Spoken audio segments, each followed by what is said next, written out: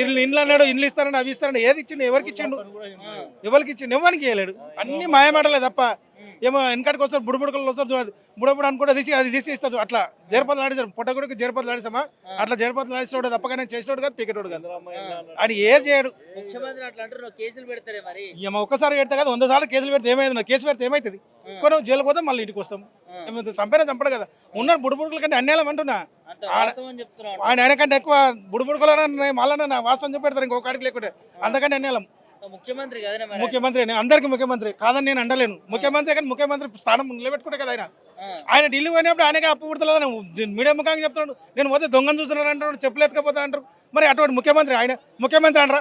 సంసారం చేసి ఒక పెద్ద మనిషి ఉంటాడు, కుటుంబానికి ఒక పెద్ద మనిషి ఉంటాడు, 4 పిల్లలు ఉంటారు ఊళ్ళో, తల్లికి 4 పిల్లలకి ఏం చేయాలో సంసారం చేసే పెద్ద మనిషి ఏడన్నది అని దొంగతనం చేస్తావా, అప్పు చేస్తావా, ఏం చేస్తావు, పిల్లలు ఉపాసం ఉండకుండా చూస్తాడు, వాడు సంసారం లేడుతాడు పెద్ద మనిషి. వీడేం పెద్ద మనిషి అబ్బా, నేను ఢిల్లీకి పోతే నాకు నువ్వు చెప్పలేకపోతాను అంటాడు. ఈడేం ముఖ్యమంత్రి, ఏడేం పెద్ద మనిషి, ఏం ముఖ్యమంత్రి.